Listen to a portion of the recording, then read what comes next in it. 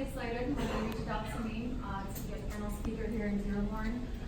So I own a company called Z the Cook, and I started this company 4 years ago from my kitchen at home with one stove. My journey has been one of growth and scaling and helping people change their lives for the better. I started this company for the sake that I wanted to teach people how to cook using their hearts. Not to just follow a recipe that you read online, but to actually cook like grandma cooks. And when you cook for the people you love, it'll always turn out amazing. So not to be too critical of yourself. So for 2 years, I started off at home. And after I saved up every penny I made by being a private, teaching chef, I opened up my own location. And since that time, it's been open to new opportunities. I do field trips for kids who come from schools to learn how to cook, learn how to bake. And I do team building corporate events for companies like Ford. We just had, Waste Management, Angela Hoskins, all these great companies come to us with their executive teams where they can cook together and build their relationships over food and actually enjoy eating the fruits of their labors together. So food has been a way for me to help people strengthen their relationships. And it's been a great journey so far, so thank you for being here.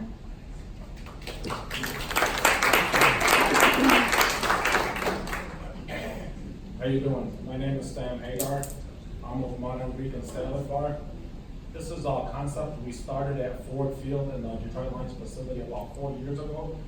We've grown to 6 locations in Ford Field. We're in U of M, and we decided to give it a shot in Dearborn, see what happens.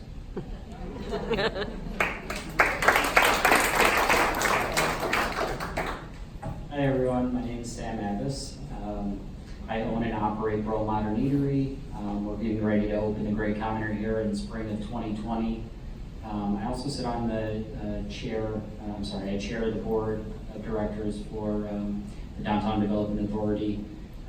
There's a lot of exciting things going on in West Dearborn as well as East Dearborn.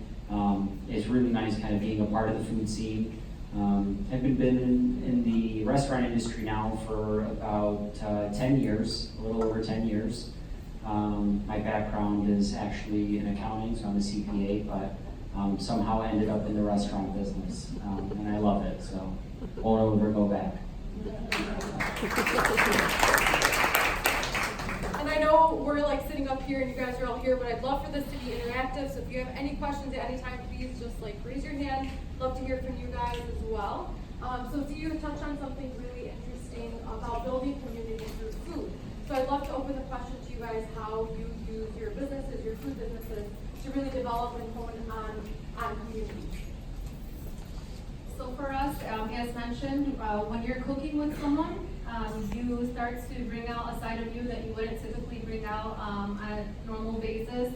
So for example, when we have the team building events with employees who cook together, they're seeing each other in a different light. So it's a good way to help them build a personable relationship with their coworkers.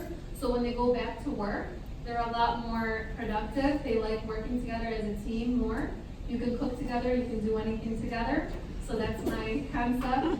So for us, being able to build relationships through food, it's amazing, what it can do for people.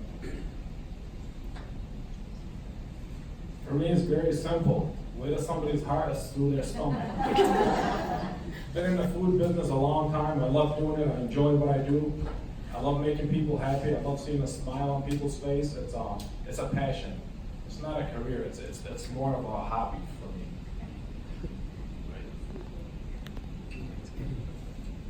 How can the community better support our businesses? That's something that we're always talking about, being, especially with the DDA and like how we're fostering these relationships. What can the community do outside of eating all the delicious food that you make? Really support your concept. So I think community involvement really comes with us supporting one another. And that doesn't just mean, coming to eat at Rome. It also means helping each other when it comes to learning new ways to nurture a business. So, if you see a friend struggling, or if you see somebody that needs a little bit of guidance, a lot of times people come up to me and they say, hey, how do you do this, or how do you market this, or why do you spend money on this, or why do you reinvest in this? And I I'm always giving my explanation and my insight, for whatever it's worth. You know, it's you know, a lot of people have a lot of questions, and just kind of being there and really supporting them in their journeys.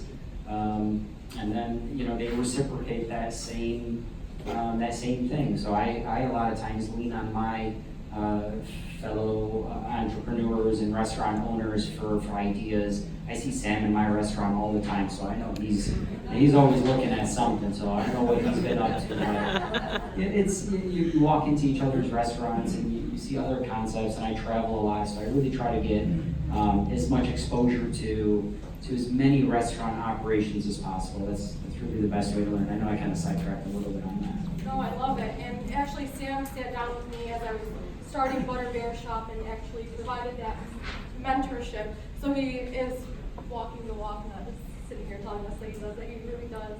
And I think that's wonderful. But I think also too, like having those formal mentorships and just like that network of food entrepreneurs who actually are doing it and get it and know like the struggles of like what we're dealing with specifically in food. And that's why I love Food Lab Detroit so much. Is it really connecting with the people who are doing the same exact, you know, whether it's Sister Pie, Good Cakes and Bakes, whoever it is locally that I can sit down with and have these conversations. So how can we bring it to Dearborn, and what can we do to foster more of it? Could you ask the question a little differently, please, if you don't mind? What can food entrepreneurs in the region do better to support each other, specifically in Dearborn? Sure, perfect. So actually, Chef Kamal, please raise your hand. I'm putting you on the spot. I asked Chef Kamal to actually come. He's a chef himself. How long have you been a chef? 30 years? 25? All right, I'm close. So Chef Kamal actually works for Cisco. He's one of their executives there, and he's an amazing chef, and I've been able to actually look at some of his work on social media, which really attracted my eyes to him. Reached out to him and said, hey, Chef Kamal, why don't you come to one of my culinary corporate team building events? We had actually the executive team of Fordland, right, who built this whole area right here. You should have been there. We had the executive team at Zeta Cook cooking together, and Chef Kamal came. He did his knife skills, and we were supporting each other, and he was having fun. And I asked him a question. I said, what would your dream job be if you were not a chef? And he said, I would be doing what you're doing. And for me to be able, and when he said that to me, I was like, well, we're going to do a lot more together. So maybe I can sneak you away from Cisco or from, I know he's partnering a little bit with some of the other guys here at Wagner. But whenever I can take advantage of any chefs or, let's say, bakers in the industry who have their own specialties, I would love to bring them in and give them opportunities to also be teachers and educators and help share their passion with others. So that's a great way that I can explain that we work and support each other. Thank you. Your question was what brings food entrepreneurs together? I mean, I think events like this is a great event. I met so many good people here. I've never met you before. I've heard about you. Your kids come to my class. They're big fans of yours. They're big fans of Roll. I met you. I met a lot of good people here. So yeah, I think events like this are nice. I think they're very important, and this is what brings a community together. This is what helps people develop. What do you think is the driving force of the excitement around food in Dearborn? I lived in Seattle for 5 years. I came back for family and food. I would say it's the diversity. I mean, what city? And I've never stopped traveling, so I've never been to a city that has such a diverse food culture, and not just a diverse food culture, but an amazing caliber of that too. I mean, I can name you so many restaurants, and a lot of people don't know this, but we have a James Beard Award winner. Not every city can boast about that. We do. We can. And it's also just the ethnic diversity too. So you have some of the best Indian food, you have some of the best Lebanese food, you have some of the best American cuisines. You have just such a wide array of experts in the industry, and that have had the courage to open these restaurants in the city. And now you're seeing them branch out into other cities. So it's kind of like an incubator almost. I use Dearborn really as my stage. So if I can open here, And if I can do well in the city of Dearborn, I can take my concept elsewhere and do well, hopefully do well.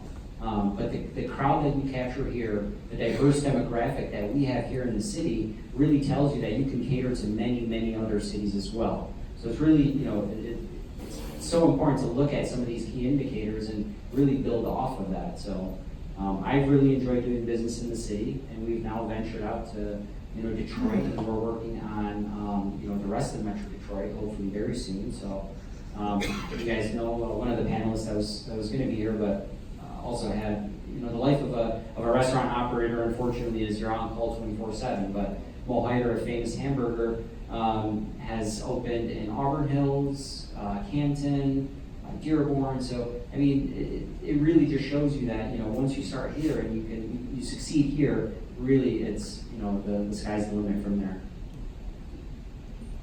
You said Mo Heider with famous hamburgers. I think my kids are grown.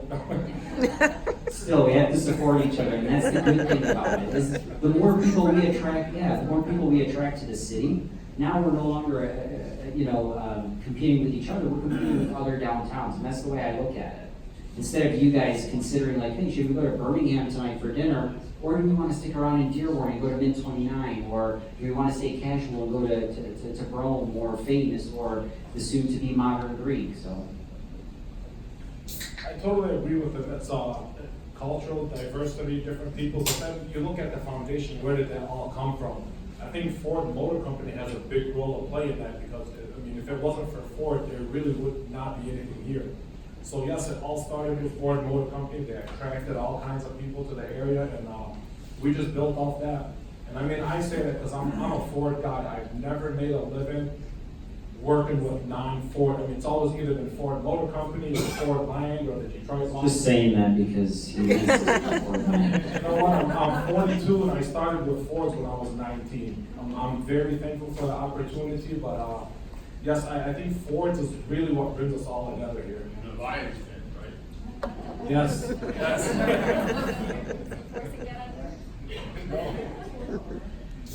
Again, when it comes back to culture and diversity, the food is coming from an authentic place, authenticity, right? So if you're getting Middle Eastern food, it's coming from your grandma's lessons at home, right? If you're getting Mexican food, again, there's Mexican heritage inside that food. The authenticity is so important because you're not mimicking just any franchise. You're cooking, again, from the heart. And I think that all the food entrepreneurs here can say it's a passion. So every day we're on the job, we're actually on vacation. For us, it's a vacation, and I think it's a challenge for maybe our families. When we talk about challenges, I'm sure we'll get to that. But for a lot of people to understand that as food entrepreneurs, we are living our passion. We are so happy with what we do, and it shows in our food. I'm not on vacation every day. I am hard at work. It is stressful. But It's not easy. I agree with him. It's not easy at all whatsoever. And for me, I'm like so stressed, and then I just take a bite of my Lackawanna cheesecake, and I'm like, okay, it's worth it. It's so worth it. So talking about challenges, what are some of the challenges you face or have seen in the region, and how Dearborn has kind of like overcome that, like grown through the years? Either be personal or larger. I would say that Dearborn has one of the most unique microeconomies. Even through the recession, somehow, some way, we saw this community continue to thrive. We saw, development, and it was even, you could see even restaurants opening. I opened my first Dearborn restaurant just at, towards the tail end of the recession in 2012, I want to say. And I couldn't have been happier. And that comes from a very resilient resident-based population. We are one that kind of sticks together, and it's been, very good for everybody. I mean, we have some of the best property values in the state. We have some of the best amenities in the state. And it's not just because of Ford. Part of the reason why Dearborn is so incredibly unique is its geographical location. You have the easiest access to your highways. You have Henry Ford, which does tie back to Ford, so he's right about that. Greenfield Village. I mean, all these things that are attracting people to the area, that's really what we all thrive on. So That's why it's so easy to make the decision to open up in the city of Dearborn. Okay, I think we had a question. I was just wondering, you had mentioned something about food table kind of concept, and if any of you are using that concept. The what, I'm sorry? Farm to table. Farm to Oh, table, yeah. that's that concept. It brings in the fruit flies. The farm to table. So, Repeat the question. So the question is if any of us are using farm to table concepts in our eateries. farm to table is a word that is used pretty lightly. It's kind of an industry term, it's to make things sound a little bit fancier. How realistic it is for me in the city to be able to purchase anything from a farm is nearly impossible. It's also it's not practical and sometimes could be unsafe. The reason why we go through vendors like Cisco and GFS and so forth and so on is because they have very, very strict standards. I have my own version of farm to table. We do source every produce back to the farm. We know the temperature that, the time it was picked, the temperature it stayed at, it continued at that same temperature to be delivered from the farm all the way to the distribution center, from the distribution center all the way, to our kitchen, and then from our kitchen to our table. So that's our version of farm to table, but I just want to kind of clarify, it's not really we're not going out to farms, purchasing produce, bringing it back to the table. A lot of people are able to do that in certain areas of California. You have a lot easier access geographically to farms, and it's just a lot more feasible to do it in a climate like that. Unfortunately, we're not as lucky in Michigan because we only have 6 months of good farming weather. So it's really challenging for us as a state to be able to do something like that. That's also comes to play when we talk about organic. That's a whole other conversation. Yeah, so Alice Waters and Shaping East, who started the farm to table movement and really took it national and made this term that people are using now in the industry. But I think too, also with Food Lab Detroit, we've been able to connect with urban farmers, specifically in the city of Detroit. And because we're not buying the volumes that you need, because we are a small bake shop, we are able to access whether it's fisheye farms or the different berry fields during the summer, and also that just supporting your local microeconomies as well in doing that. So we try to incorporate that at Butterbear when we can, but there's so many factors involved.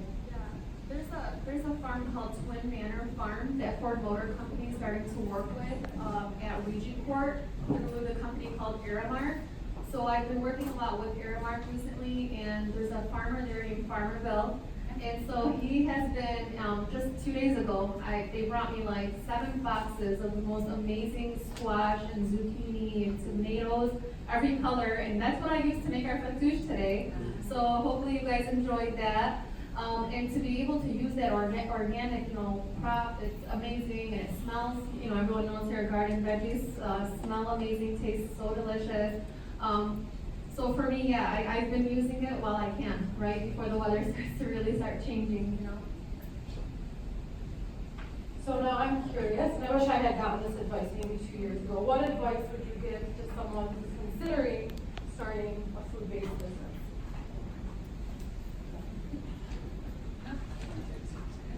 I say just do it, go for it. I love it. You know what, it's beautiful, I love it, I would not want to do anything else. I don't want to go back to work, this is what I'm going to do for the rest of my life. If you're going to do it, just do it.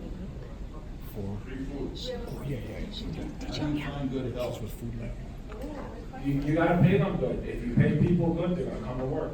I mean, if you pay them minimum wage, if you stinge on the paycheck, no one's going to work for you. But I realize if you pay people well, they are going to come to work and they're going to do a great job.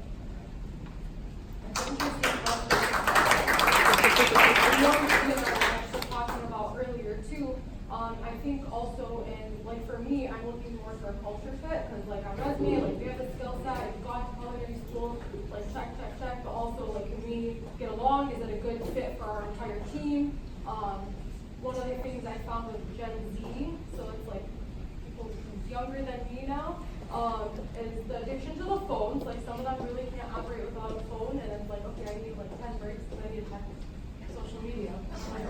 been a challenge for me, so we're going to use that space. So you have to get creative, you have to create that culture. I allow phone use as long as the customer can't see you. So it's safe. If the customer can't see you, you're allowed to use your phone to check it, to do what you need to do.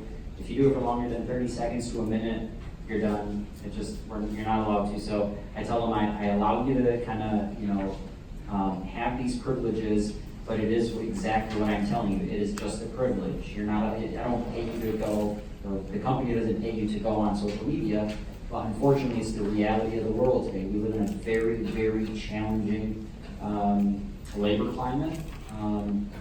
The food industry has been hit the hardest. Restaurateurs are really thinking twice about every location they open and every market they open in, specifically because of labor. And this is, when I tell you it's industry-wide, it's across the entire nation. We have lost that labor pool. We've completely lost our labor pool. It makes it incredibly challenging right now.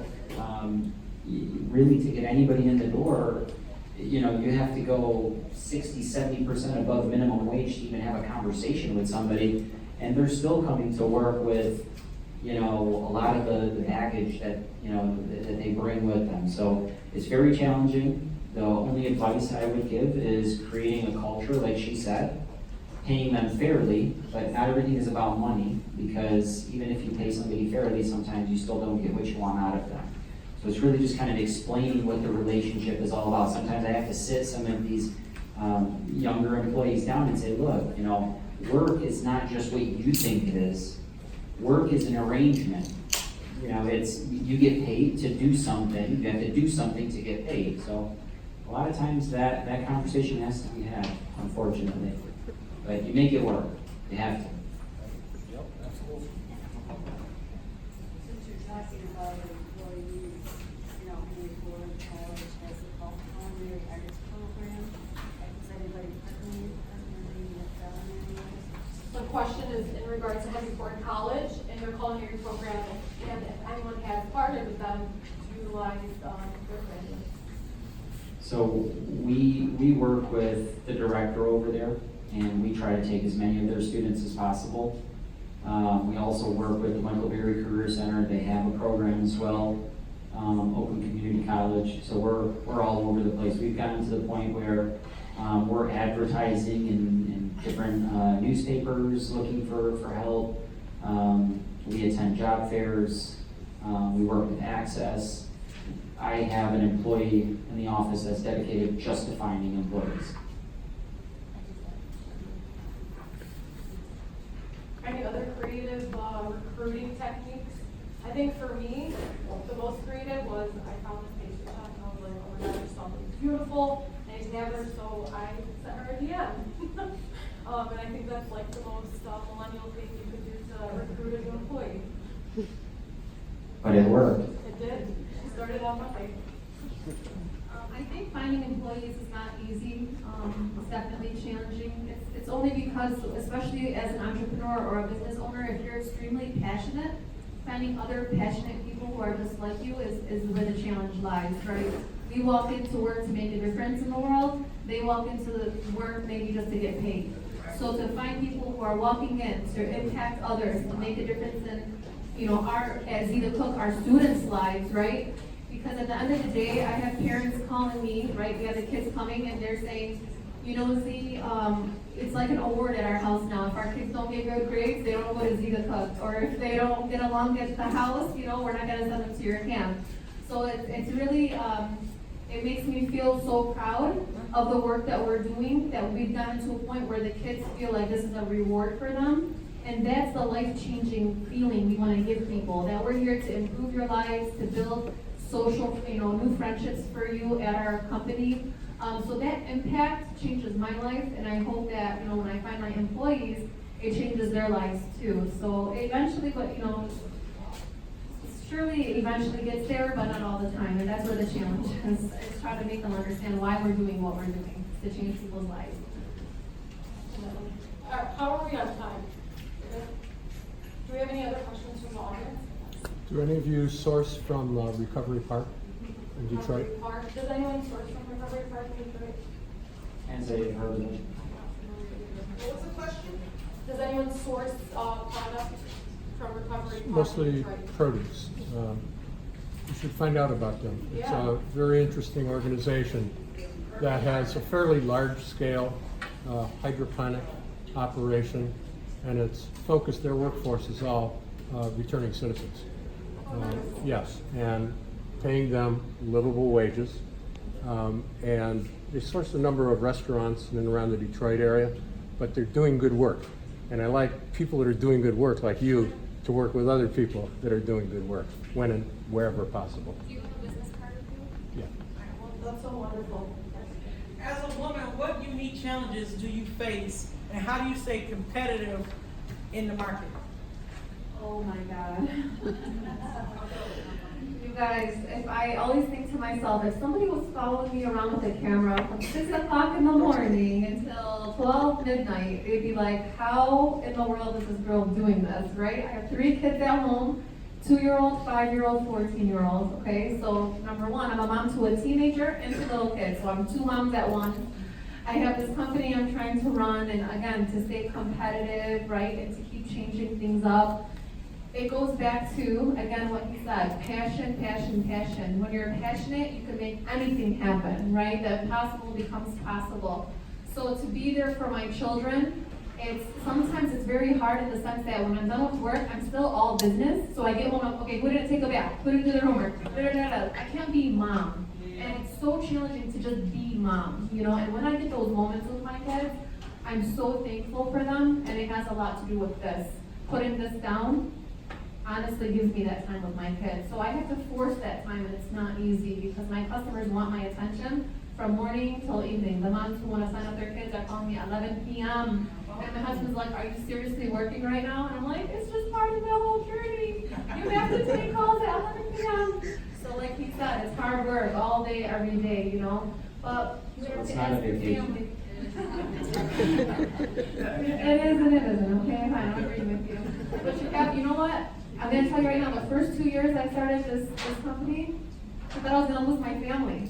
You know, you get to those moments where you're thinking the worst case scenarios, and you start to think, I'm gonna just let it go. I'm gonna let this passion go just so I can keep my family, you know? So you go through the hardest challenges, and these are the challenges that people don't see behind the scenes. They don't know really what it takes, you know? So, but then you tell your family, we're doing this together. It's not you or work. It's you and work together, and we're gonna make this work, and you have to convince them, no matter what it takes, we're gonna do this together, you know? So, try my best every day, still ongoing. And I think for me, it's been like facing microaggressions and just like comments like, okay, like who's your male funder? Like, no, that's me. You know, who's like running the books? No, that's me too. So like just being the visible face and name to my brand has been a challenge in that. Like, oh, it's a bakery, that's cute. Okay, well, it's gonna be cute when this is national too, right?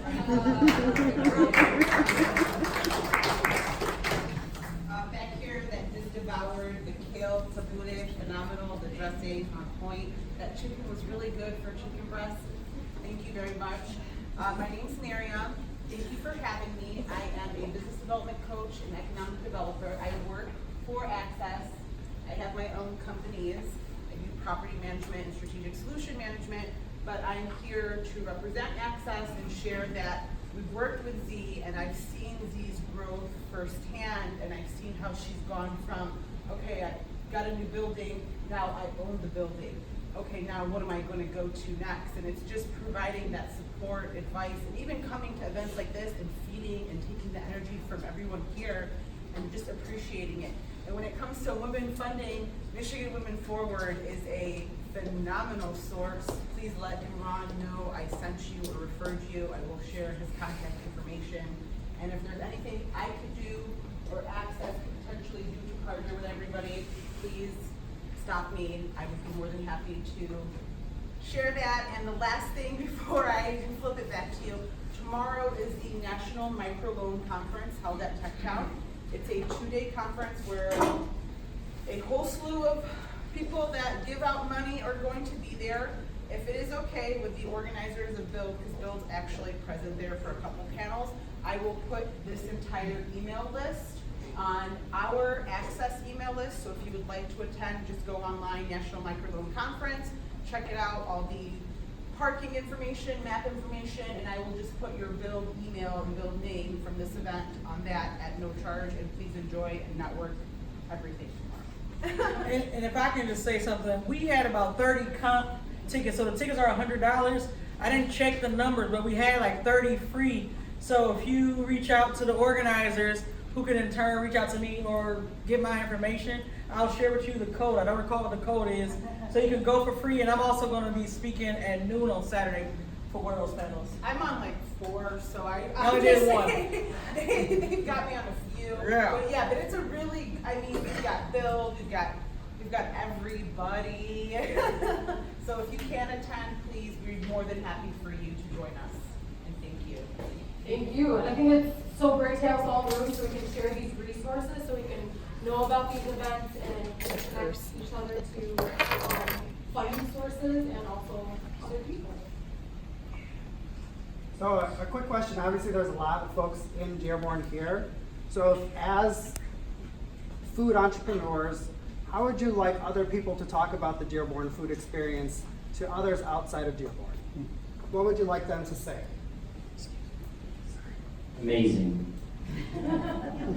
Really, it's amazing. So you have some world-class experiences, and I'm going to name a few because they're not present, but they are either in our DDAs or coming to our DDAs, and even if they're not, even if they're outside of our DDAs or neighboring cities like Z and Amanda, there's Cahoe House that has created a very, very unique coffee experience. It's attracted people from all across the state to come, visit their location on Schaefer.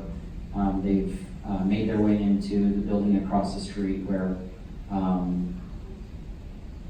I forget what was there before, but anyways, they're gonna be there. So Payne-Por, where Payne-Por used to be. You have M Cantina. You have a chef that has won numerous awards. If you haven't tried M Cantina, go check it out. I tried it for the first time 4 or 5 months ago. If I had more time, I would be there every day. I don't eat out at restaurants, including my own, but it's literally top notch, absolutely amazing. And the list goes on and on and on. And I'm sure whatever Sam's been cooking up is going to be amazing as well. And I'm not just saying this, but I've tasted a lot of their dishes have been amazing so far. It's got an amazing new chef in house, so there's just so much to come. When people talk about the Dearborn food scene, they should know that they're getting a taste of the world when they come here, because that's truly what they're getting. And I'm not just a cheerleader for the city. This is the honest to God truth. So. Is there a restaurant, or is there an event where you can try out all these restaurants? Yes, that's a good point. So, in 2017, we launched our first restaurant week. So I was traveling the country, and I always, see these restaurant weeks everywhere, and they're amazing. It's a great way to go out to different restaurants. You get to try out, it's a prefix menu, so you get, a salad, an entree, an appetizer. Some offer desserts, some pair it with wines, depending on the, if it's a casual or fine dining experience. And they have these all over the country. So what a great way to promote the restaurants, the businesses, and to boost our economy here in the city of Dearborn. Obviously it benefited me, but if it benefits me, it benefits everybody. So we started Dearborn Restaurant Week. The last 2 years, it's been in February. We took a lot of feedback from other restaurant operators, and they said, it lands on Valentine's Day. I said, okay, so what can we do to change that? What can we do to make everybody happy? We put a list of all the restaurant weeks together from around the state, and we made sure not to overlap with anybody else because we don't want to compete in terms of ad buying and things like that. So now we're putting it at the end of March. I'm not going to say the exact dates yet, but I think it's March 23rd. 29th. Don't quote me on it just yet, but it'll be announced soon, and we'll get going on it. But to explain it a little bit further, it's a prefix menu. It's a set price. So you may go into Modern Greek, And for $20, you get, salad, entree, dessert, appetizer, drink, for example. Mint 29 participates. Actually, the majority of restaurants participate in the EDAs, and everybody says they love it so far. So we're trying to continue to improve on it, trying to continue to bring on new restaurants, and make everybody happy. So that's a great way to try out new restaurants at a more affordable price point. I think also like sharing your experiences, so when you like experience something so great, like share it with the people you know and love, because they trust your opinion more than anything like we could say. But I'm kidding, I'm so hungry. The chef So here is good. incredible. The liquid chef. The desserts out of this world. Has there ever been conversation for like a pop-up space, like similar to something where it could be seasonal, where it could be, changing of retail or to food, depending on how that space is designed, and giving like up and coming starters, let's say a month to 3 months, to go past the food truck? Has that been conversation with anybody in the room? Is that something people might potentially be interested in? Because I'm having conversations like that with people in the whole ecosystem, and like you've said, Sam, Dearborn is what I call Michigan's focused market test city. St. Louis is that of the Midwest, but I feel that Dearborn, if you can get something to work here, we've got a process down pat, you can replicate that elsewhere successfully. I can't agree more, and I'm going to jump in because the DDA is actually working on a space, and it's been in the talk. So everybody's always asking, is there some sort of incubator space, like a food hall, or a space where somebody can kind of just test out their concepts. And right now, you see a lot of it happening at small festivals around. You see a ton of young entrepreneurs, and when I tell you, some of these guys are absolutely amazing and so creative. The younger they are, it seems like the more creative I see things. And giving them a space is so critical to this to the success of our downtowns, because they're the next generation to take over. So I literally work with, I think, what are they, 18 to like 25-year-olds that all have these like mini, pop-up type businesses, and they're just looking for a home, but they can't afford, $5,000 and $10,000 rents just yet. They will someday, and if we just foster that and kind of nurture that process, then eventually they will be moving into our downtowns. At Ziva Cook, we actually have done a Moroccan chef. We've hosted a Moroccan chef 3 times for Moroccan food, and she usually comes quarterly. So with her, we've done pop-ups. In the meantime, until you guys do figure out a space, you're welcome to use my space at the Culinary Studio, because it has everything you need to just highlight someone, give them a space to invite their own guests, and we can actually do their ticket sales on our website.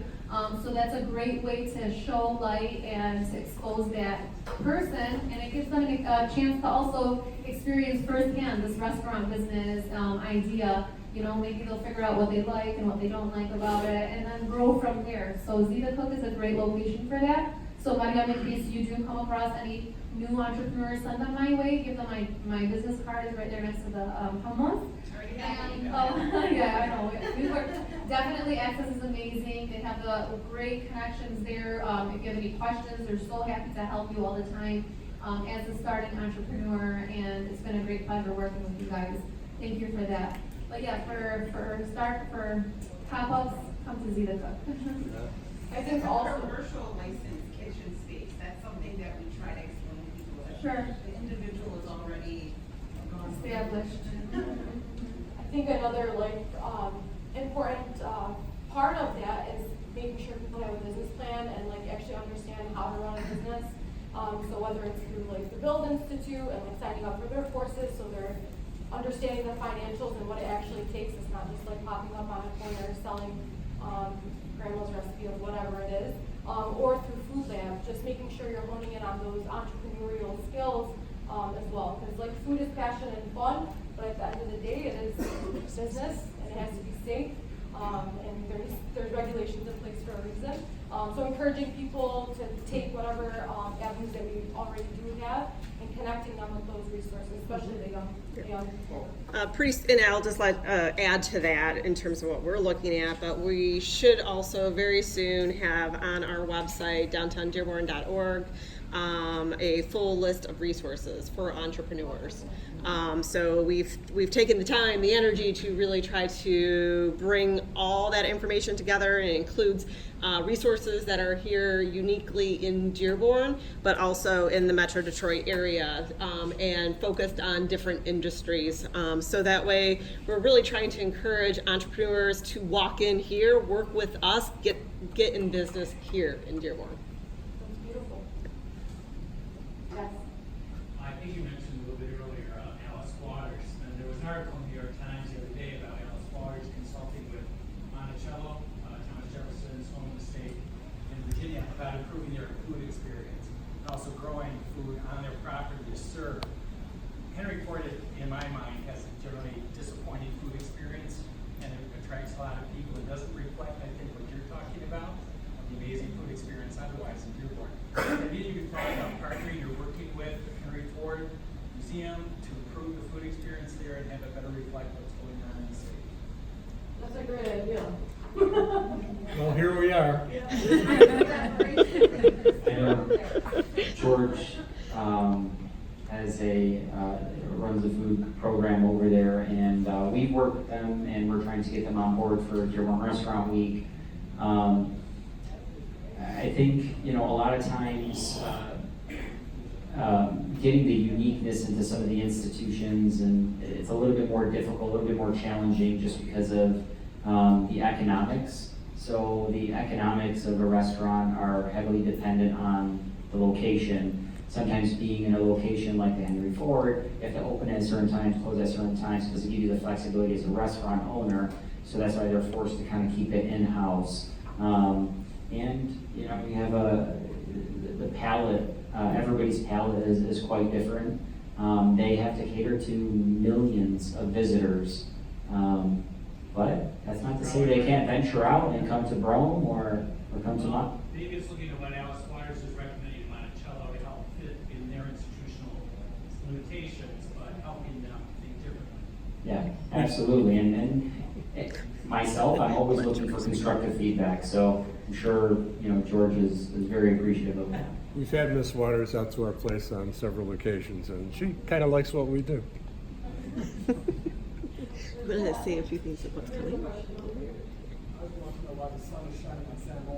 I'm trying to move forward with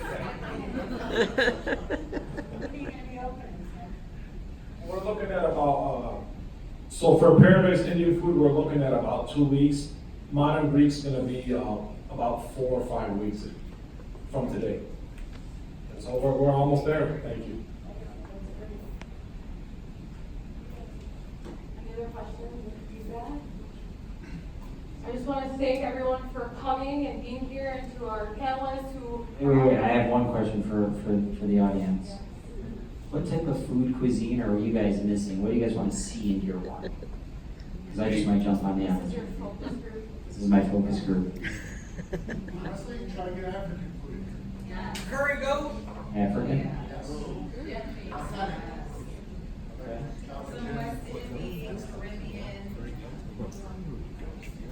My mouth is watering just thinking about it. I don't know how I'm going to curate that, but I'm going to think about it longer and see. Yeah. What about more like authentic Chinese, like not American Chinese? Like real authentic Chinese. That would be amazing. These are all good ideas, because I talk to a lot of people on a daily basis, so people are always asking, what can we open up in Dearborn? So it's always good to hear, what people are thirsty for in the city, so. What that's part of great. Dearborn? Any part of Dearborn. Okay, see, there's a difference. Now you're looking at difference in demographic, difference in target audience, difference in geography, so. But if you build something tasty, they'll drive anywhere. Look at Grandma House. They can East drive Dearborn. anywhere. Yes. You find a lot of people coming from outside of the city of Dearborn. Absolutely. Our dining room is packed with Canton residents, Livonia residents, Chicago residents. People drive from all over, and they specifically reach out to the managers, reach out to me, and they tell us, we drove all this distance to come to the restaurant. So it's very humbling, and you know, people do thrive, they really do. Even in Combo House, when I've been in there on a few occasions, you'd be surprised. It is the most diverse crowd you'll ever see. I was sitting in Cedarland restaurant in East Dearborn. Talk about diverse. I have never seen a restaurant like that. Yeah, and because I used to go there we used to go on field trips in elementary school, so that's why I remember it. But Dearborn definitely has become like a destination food city in the region, especially like being connected with different food lab member businesses. Like everyone comes to Dearborn to eat, and I think that's going to continue to grow as like so many new and exciting places are opening up. And I think it's a testament to the great work and the great food that you guys are creating and putting out in the world. and to you guys for eating that. Definitely. I think we need more breakfast options. That's a great point. It's a great I think point. we have 2 breakfast spots open. We got Yeah. the usual things here, but we were in Oxford, Mississippi, and found some great little breakfast place here on the road from the hotel we were in. We were in a fancy hotel with a breakfast. What was your favorite thing on the menu? Well, it was southern, so I had grits and shrimp. So that's one of our menu items. But I mean, I'm an early morning kind of guy, old guys together, break. 6 a.m. Try to get a millennial to come open a restaurant at 5 a.m. Breakfast places, well, when you look at toast and burger, I love toast and burger, I don't eat that very much. I used to have a Subaru, and I get my Subaru fixed, I go for toast. Yeah. Seven's a good time for a breakfast. Tell them a little bit more about So we're opening the Great Counter downstairs. So the Great Counter is kind of like a boutique breakfast spot. We're taking dishes from all around the country that we've used for inspiration, and Southern dishes, Mediterranean dishes, your good classic American dishes. So really just an amazing variety of foods. I think you're gonna like it. Wait for it. It's been 2 years in research, so actually 3 years I now in walk by, I research. look in the window there, because somebody's phone is there. We're working hard. Also, guys, don't forget that we have an amazing vegan hamburger here. They voted 4 times best food. Also, they just made it to the vegan magazine cover. We also have the Avenue brunch open up soon. Yep. So I don't know if anybody aware of that. Yep, so that's why I said there's actually two restaurants that are opening up. So Avenue Brunch House, which is in the old Crave space. If you guys remember Crave Sushi, which I wish somebody would bring that back. That was top notch. I mean, Khalil really worked wonders when he opened that restaurant before the economy had kind of went south on us. But so Avenue Brunch House, and then the Great Counter, and then you still have Leon's down the street. It's pretty good. You know, Chef Kamal had mentioned, oh, go ahead. To your point about the Henry Ford, I think there's one thing that they do very well. I'd like to see more of that and advertise more. And that's historically correct food. In the 1800s, they do a really good job of it. The Eagle Tavern. And one of my favorites is not only the food, but the historically correct adult beverages. So I'd like to, if we could, play that up more. I don't think people are aware of that until they get to the museum, that there is that option, so. So I've been asked to wrap, so I want to thank you all again so much for being here. Thank you guys for sharing your time with us. And we have a few announcements and one last presentation. So thank you so much.